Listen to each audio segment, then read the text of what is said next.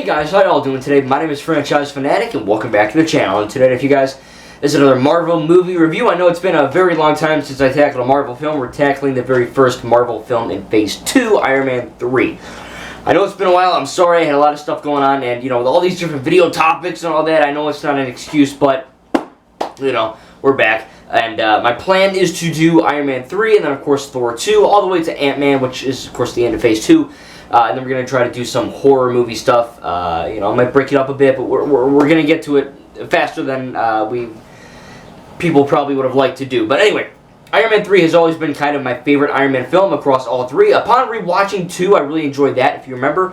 But this one feels like the definitive Iron Man film, right? It's got all the cool action scenes. It's got the plane fight where, they're like freaking skydiving, and you have like real people in skydiving suits, just like underneath their clothes, and that's actually practically happening. So they have some really cool set pieces like that. They have the big, oil rig style fight with Aldrich Killian, the Mandarin, even though it's not really the Mandarin as we see in Shang-Chi and the Legend of the Ten Rings. Whatever. We get Trevor Slattery, who is the quote-unquote Mandarin in this film, played by Ben Kingsley, which is pretty cool. He's very intense, very evil. Of course, it just turns out he's a drunk actor, but for the most part, he's playing a almost religious style, that they're hyping him up in this film, like, the children are hugging him, and, they're bowing to him, he's shooting people in the head. I mean, it's like a, not to get political, but he's like a Muslim killer, like back when, they're chopping off people's heads and all that shit. I'm sure they still do that horrible stuff in real life, in certain parts of the world, but, that's what it reminded me of, just kind of like this brutal terrorist guy that just kills you without remorse. And it turns out he's just some drunk dude. And again, he does show up in Shang-Chi, but that's beside the point. I do think Tony Stark is really good in this film. I think that, going from Avengers 1 to this film, kind of, dealing with, I don't want to say PTSD, because this is really one of the only times he has this problem.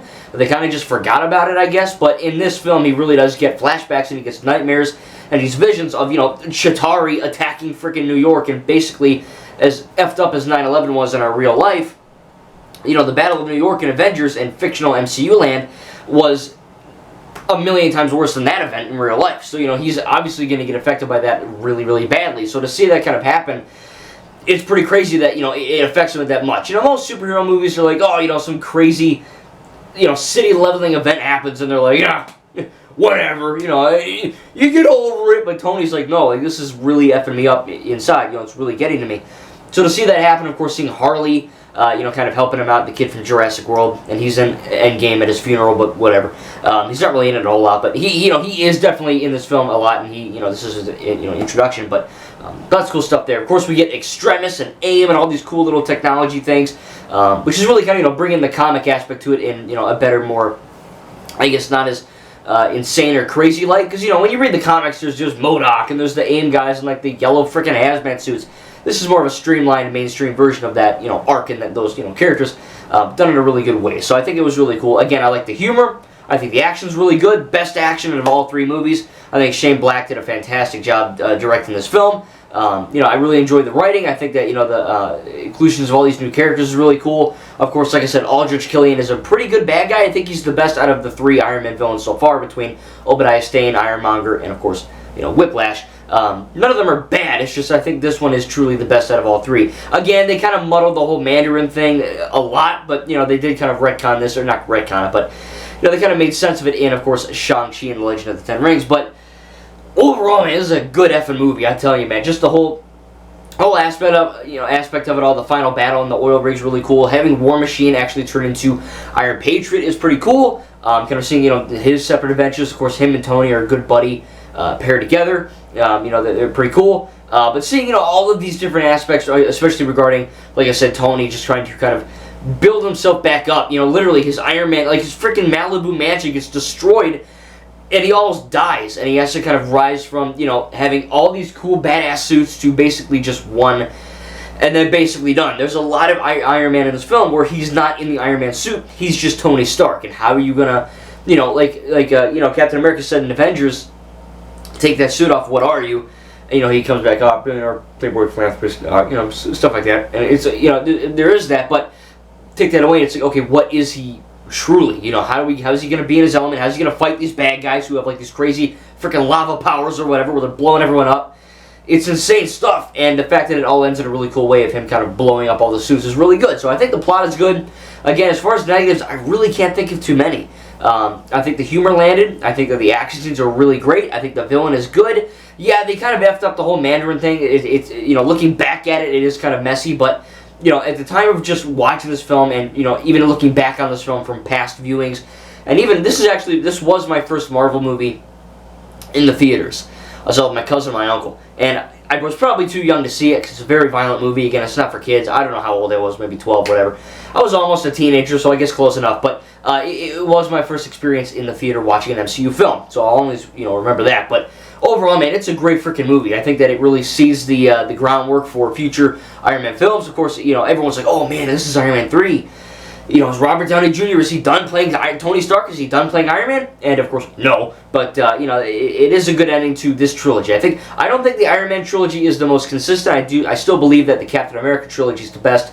But, I'm not done with Winter Soldier and Civil War yet. We'll get to those. But I do think, honestly, that, the Iron Man trilogy 1, 2, and 3, especially upon rewatching 2, all three of them are pretty good. Again, as far as negatives, my only negative would really be, maybe, looking back at it, it is kind of messy. The whole Mandarin thing, they kind of muddle that up. It doesn't really make a whole lot of sense.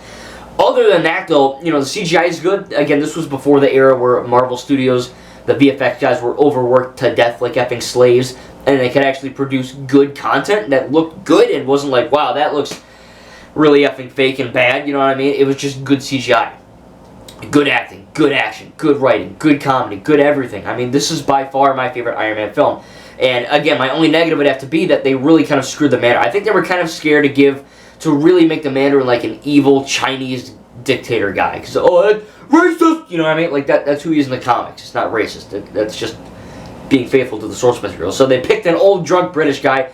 Then they picked some crazy American dude with lava powers. And finally in Shang-Chi, they up and did it right. But, without having Shang-Chi in the picture yet, this does, it seems like they're kind of, no, he's the Mandarin. No, he's the Mandarin. You're the Mandarin. I'm the Mandarin. My dog is the Mandarin. You know what I mean? Like, who the hell is the Mandarin? We don't know yet, in terms of this coming out. Other than that, though, I really enjoyed it. So I'm going to give Iron Man 3 an A. I'll give it an A-, because, again, that really is kind of a jarring thing that they did in the end there.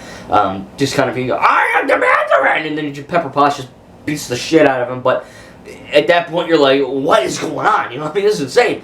But, just seeing Tony Stark blow up those Iron Man, I guess suits, drones, whatever, and just kind of, seeing him truly wanting to be in a future relationship with Pepper, that again is going to see the groundwork for future installments in the MCU. So a lot of this stuff is really good, and I'm very glad that I rewatched it, and I can't wait to get to Thor: The Dark World next. Again, I'm not going to wait another 3 months, whatever the hell I did, whatever I did. So trust me on that. It's going to be a little sooner. Again, I have Lego Star Wars gameplay. I have this Evil Dead tribute. I'm going to be watching the Evil Dead movies again. At the MCU, I have my own stuff I got to do for fun. I have school, so I am kind of busy, but I am going to try my best to get to Thor 2. And the rest of MCU Phase 2 before, of course, I take another hiatus. But, I am sorry the wait took so long, but I really enjoyed Iron Man 3 upon this rewatch. And I cannot wait to, look forward to the rest of the MCU of Phase 2. Thank you guys, and make sure to tell me what you think about Iron Man 3 down below, and we'll see you guys in the next video.